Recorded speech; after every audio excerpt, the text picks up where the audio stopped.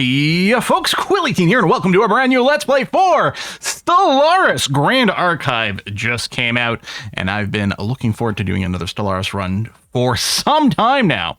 I've actually gone ahead and prepared a... Oh, no, I want to go into the edit mode over here. Prepared a new faction/species for us to play as. This is conceptually going to be a continuation of our Terra Invicta run, where we, as the Resistance, were able to fight off the alien menace that had come to Earth and tried to conquer it.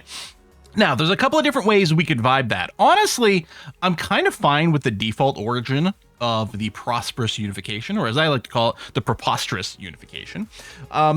We have unified under a common goal, in my opinion, based on the leadership of the Resistance, right? People know what successes we got fighting the aliens and have kind of unified behind our ideology. It doesn't mean we have necessarily, one complete total world government, or maybe it's just a really empowered kind of UN kind of thing. There might still be the individual and unique nations, but working together as a whole. I think that fits fine. The other thing that can work, and we'll talk about the rest of our traits momentarily here, but the other thing that could work is something like Payback, because of course Payback, Broken Shackles, and I guess sort of Fear of the Dark kind of works as one of these where you've interacted with other aliens before. If we look at Payback, right, it says the civilization has been visited by an alien empire who forcibly enlightened and enslaved them. They've repelled their invaders, but will they return? I mean, they never actually enlightened and enslaved us, but arguably they were trying to enslave us, is what it feels like. And arguably them showing up spurred a golden age of human innovation, technology, especially for space travel. And to a certain extent, maybe we were quote unquote enlightened by encountering, say, exotic materials or something like that. Maybe increased exploration or analysis of the wormhole that the aliens came through is what led us to learning hyperspace travel. So it kind of fits. Maybe this is a version where in our game of Terra Invicta, we were actually incredibly successful at fighting the aliens off of Earth. They never set up their alien administration, an alien nation, anything of that sort. But if we go and imagine an alternate version that didn't go so well, where the aliens did actually establish a foothold for a while and existed there, maybe kind of XCOM style almost, right? Where the aliens had kind of taken over, but ultimately the Resistance went and pushed back. Maybe that's more the lore we want to think about for here. So this is a version of the Resistance that maybe wasn't quite as successful as we were in Terra Invicta, but ultimately got there in the same way. So if we play with a Payback origin, then the world is going to have some advanced infrastructure. We're going to have a unified purpose planetary modifier over here, more happiness, amenities, resources, and it does expire after 20 years, but that's kind of nice. We have the home system's aftermath of battle archaeological site. There's going to be one advanced AI empire and several free FTL civilizations, regardless of galaxy settings, and one pre-FTL civilization uplifted with the Broken Shackles. So Payback and Broken Shackles come as a link because they both hate the same kind of people. And yeah, we start with a lot fewer people. We've got a ton of these planetary modifiers. Oh, the debris field is around orbit, and we get events for that. But there's also, yeah, there we go, these ship debris tiles that we have to clear out, but it can give us some tech. And yeah, I don't know. There's a bunch of stuff going on.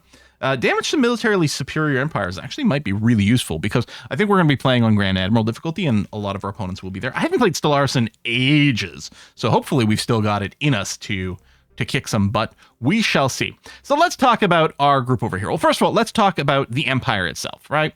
So the Unending Resistance, I feel like they're militaristic, somewhat xenophobic, not fanatically so, but obviously very leery about aliens. We're not playing humanity first here, but still. And we had a very egalitarian vibe when we were playing through our thing. We were really trying to do our best to fix nations and make them democratic as much as possible. So it sort of feels like we'll have these three. Personally, I tend to think that like having one fanatical ethic like alignment is usually better than having three mild ones, like one fanatical plus one mild versus these three mild ones. But I think it fits fairly well for us. Oligarchic, I think this makes it the sort of military, the junta over here, which is kind of vibe. I don't know, maybe we go democratic. But, we did have our leader rule for a long time in the game. with the Resistance. I'm not sure. Did we get like assigned some sort of like for life leadership role for all of our work? I think I'm going to go with that. I'm going to stick with oligarchic. In terms of civics, I feel like heroic past makes a lot of sense for us. It does give us more leader capacity, which I'm not convinced that this is a super strong choice. I don't know. I still actually haven't played very much with the new leader system. Since they introduced the new leaders, I haven't done a playthrough of Stellaris. That has been a while now.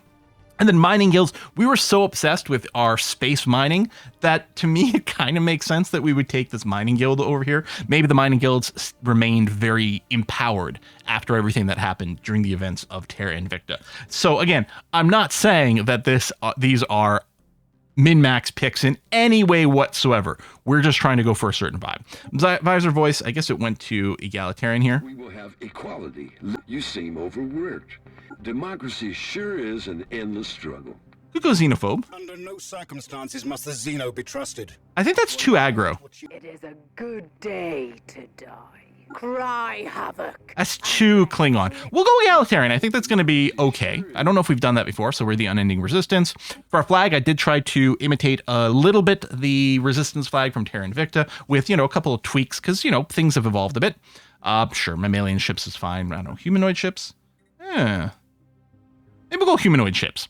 And then our ruler is Fiona Ayuade, who I believe, we technically were the leader of the resistance, and this was like our, like our second in command kind of thing. But yeah, they'll go ahead and be elevated over here. And then we'll give them eye for talent for leader experience. Sure. I think that kind of makes sense. We really worked on our various agents in Terra Invicta a lot. So we might focus on their XP gain. Let's talk about our species. Obviously, we are going to be playing as humans over here. And for nameless, yeah, we'll go human. And then for our traits, I don't have anything, apparently. I thought I had picked some stuff, but apparently this had been left blank, so we should definitely do something about that. I wonder, I did make the species up before Grand Archive and some of the patches dropped. I wonder if something got reset over here. It's entirely possible. Or I hadn't actually decided. What is this? Existential iteroparity. Oh, pop. Yeah, okay. So this pop growth during war and crises, up and down. Pop growth is really good. Honestly, I'm wondering, like, if we took this, but paired it with, like, a fast pop growth, especially, so like rapid breeders over here, right? Especially since we are somewhat xenophobic, so I think we will really be reliant on humans themselves breeding and filling up our planets. So I'm kind of worried, I'm wondering about this. I don't know, maybe we don't use this at all. What else might be good? Like, we could do this, that would use up all our points. We probably want some negative points in there. Non-adaptive. So negative habitability is really bad. Eventually you do overcome it to the point where this becomes a non-issue, but it certainly will make things harder at the start, so I'm not convinced about that. I don't think we want slow learners. Quarrelsome does sound like humans, to be honest. Reduced unity. It hurts, but I think it kind of makes some sense.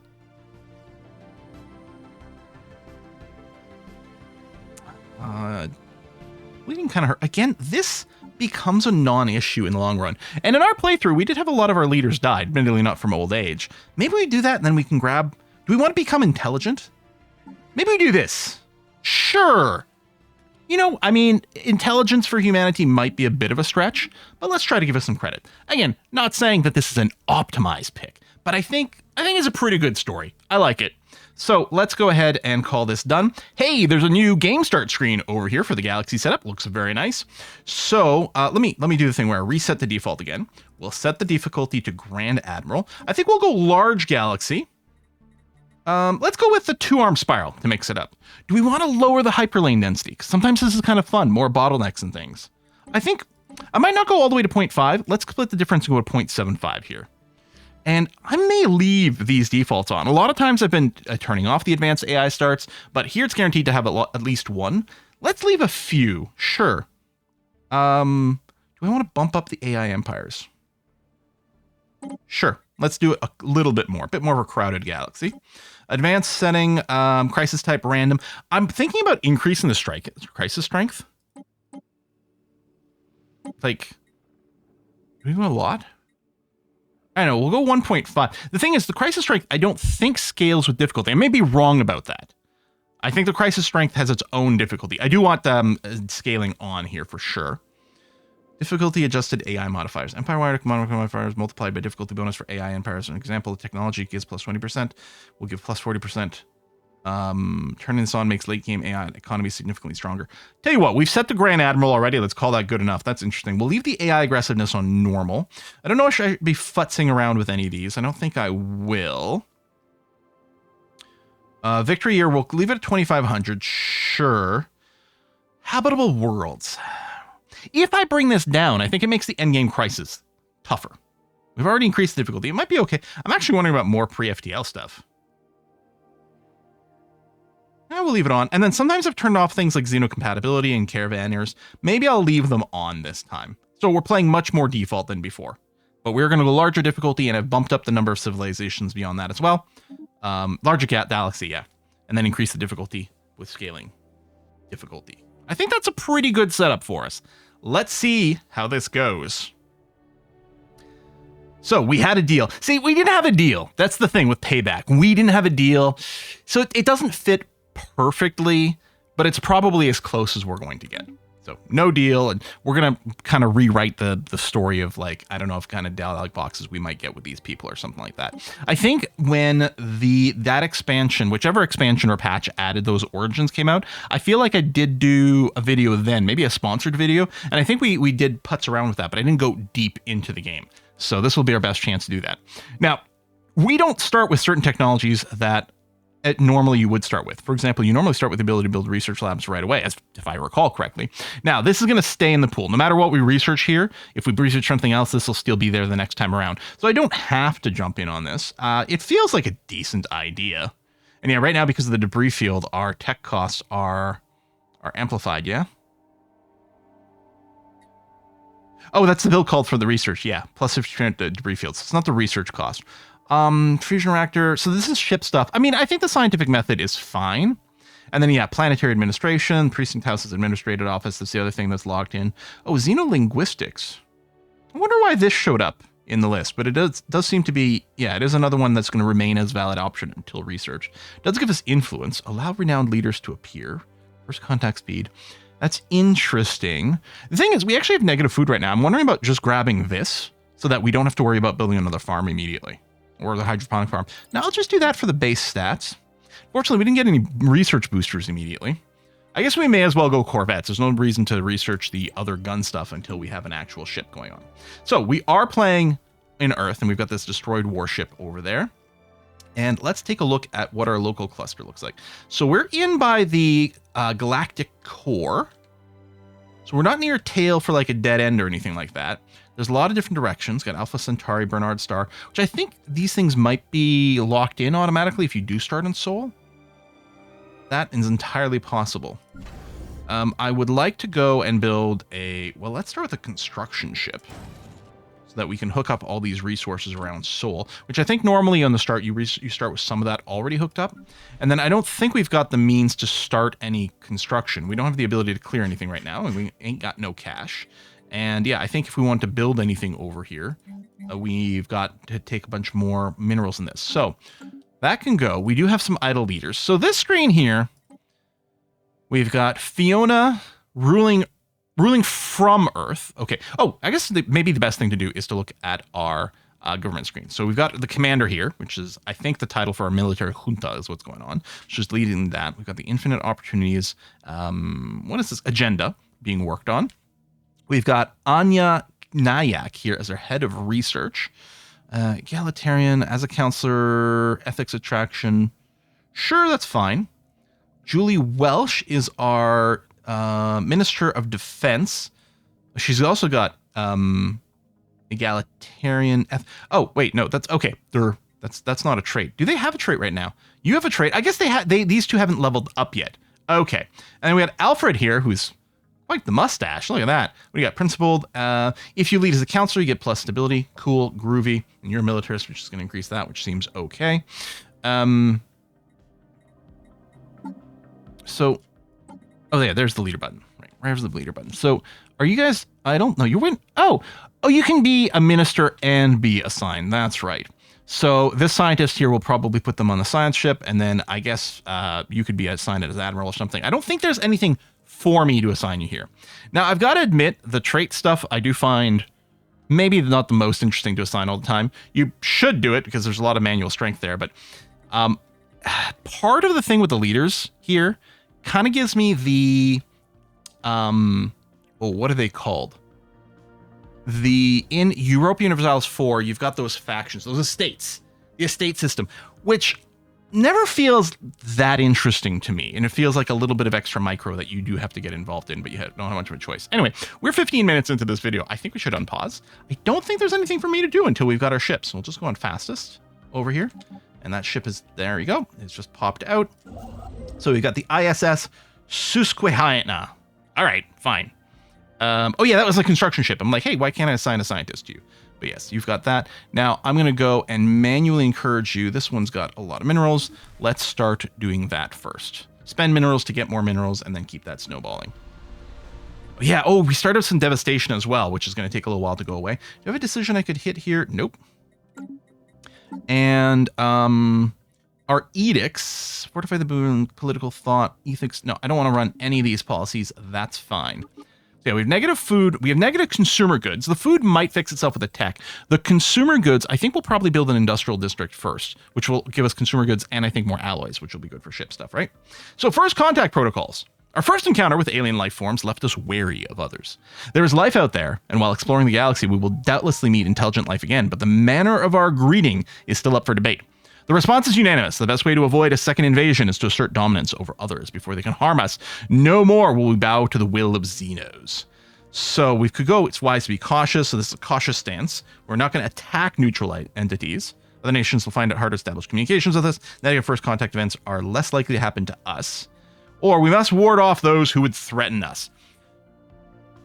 I think, again, where we were role-playing as the resistance in our Terra Invicta, not humanity first. We are not fanatic xenomorphs, I was going to say, xenophobes.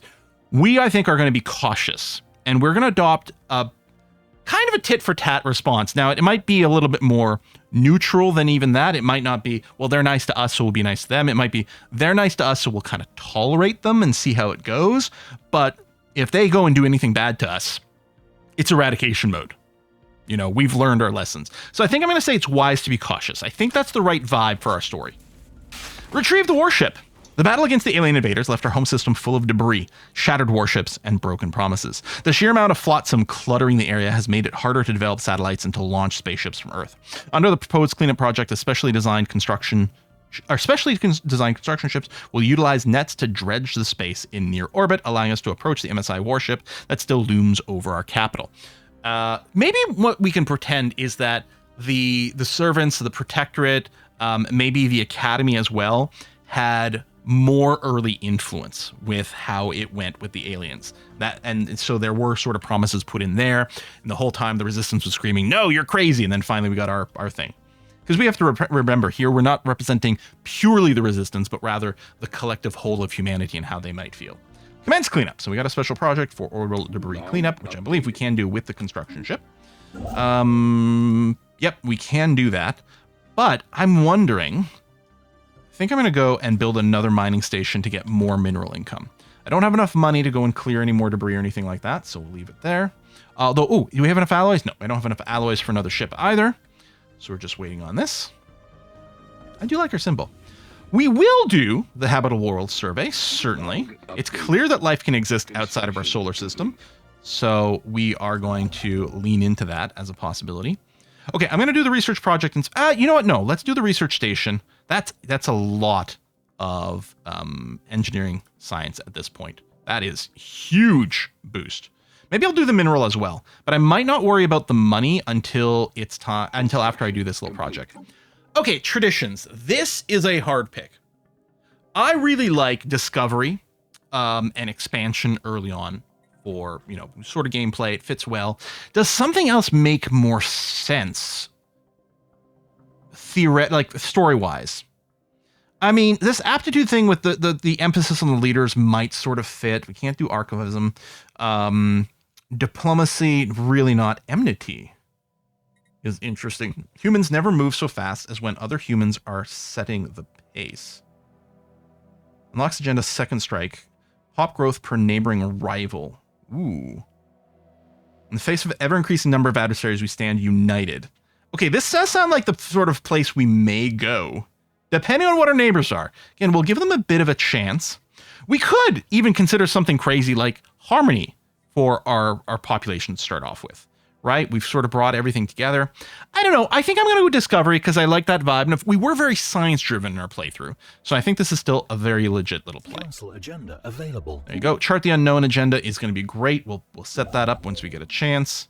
Yeah, okay. Let's... Oh, hold on. Halt. Yeah, remembering the hotkeys. Again, I won't be worried about the energy right now, but I think it probably still makes sense. Spend minerals to make more minerals, and then we'll go to do the debris cleanup. Council agenda ready. Launch agenda, infinite opportunities. We get a little bit more happiness. Cool, and then we're going to add Chart the Unknown for survey speed and whatnot. Oh, actually, I have a bunch of alloys. When did that happen? Shipyard, scientist, and I think, yeah, I'll queue up a second one over here as well. Hopefully we'll have enough of the leaders. Complete. Well, we do know we have... Yeah, waiting to be assigned. So you guys... And these are hireable. Okay. What do you have? Oh, anomaly discovery chance. That's great. Tell you what, I'm going to manually send you to Alpha Centauri. And we'll hope that that is a habitable world. So that's continental. Yeah, good. We'll send you over there. And then, okay, construction ship. You are going to research projects over here. And then there's our second science ship, the Sophie. And again, as a counselor, oh, you do have the anomaly discovery chance, but reduced XP. You know what? I really like discovering more anomalies. I think that's a really good choice. So we're going to do this, and I'll intentionally send you in the opposite direction, and then we're probably going to put you guys on auto survey. And then, oh, my leader has leveled up, so we could get Eye for Talent level again. So more experience gain for our leaders, which is really good. More unity, flat out happiness. These are all great traits. I'm going to lean into the more we don't have that many leaders right now. On the other hand, getting our scientists up to level 2 and 3 early for some of the anomalies. You know, I like Eye for Talent. We really focused on getting our agents leveled up, so that's what we're going to do. Now, Industrial District. I do have enough. Good. Let's get this started. I mean, there's still the debris field, so it's going to be... Oh, it's increasing the upkeep. It's not increasing the build cost or anything like that. So yeah, let's do this. Because we want more alloys for ships, but we also need those consumer goods to finish up. And money-wise, I think I need 300 for all these. Yeah, there's nothing cheaper than 300. Okay, so we'll wait for that money. And I still have the ability to put an alert on one of these. Like, when this number gets this big, do a thing. Minister of State, Alfred McCreary. Oh, the guy with the mustache. Yes. Is your principal giving us more stability? We could take righteous to lower crime. I don't think we've got much crime. Yeah, we're going to take champion of people over here and just get more happiness. Which is, that's amenities, stability. Right, happiness isn't one of those traits. It's an individual pop thing, the happiness, which then affects other things. But, I mean, happiness has got to be a good thing, right? I look at one of these, yeah, 85, 85. That may or may not be calculating things. I can't remember the actual mechanical value of happiness. But one has to assume it's good for us. What do you got? And the idle leader. Oh yeah, it's Julie Welsh over here, who is a commander. Yeah, command armies, command fleets, be a governor. Well, when we get a new planet, we'll look into that. Alpha Centauri. Oh, we get some society research potential there. Okay. Not going to complain about that. Complete. Now, our leader limit. Okay, we can have 2 more scientists over here. So yeah, we definitely... I really like getting a lot of science ships early on. This one here has gone idle. Yeah, I'm just going to go and do the automation. I'm not going to have you auto-investigate anomalies.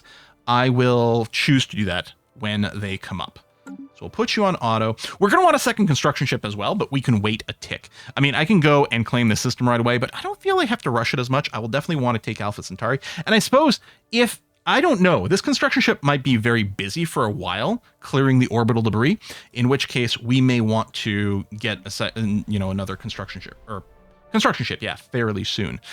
But I kind of want to hit my 4 science ship / scientist limit ASAP, I feel. So, okay, clearing this ship debris gives us tech. Clearing this one, right, gives us more districts.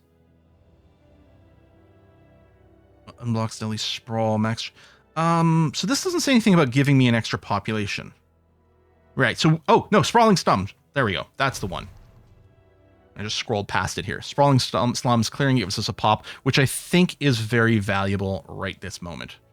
So we're going to do that. We are going to go and put a cut in here. I'm really excited to be playing Stellaris again, especially with like a story, because one of the issues I've had too with Stellaris is like, well, what ideas do I have left? You know, how do we come up with this? Yeah, sort of play with one of every origin, but it's so much more fun when you're personally invested in your story and you know how you're going to respond to what you see. And that's what's going to happen over here. Hey, if you are new to the channel, of course, subscribe. And if you're feeling kind of spicy, you can hit the bell and everything. And in general, leaving a comment and leaving a like is really good for the YouTube algorithm to help the video get discovered by other people. I appreciate you. I'll see you next time. Bye-bye.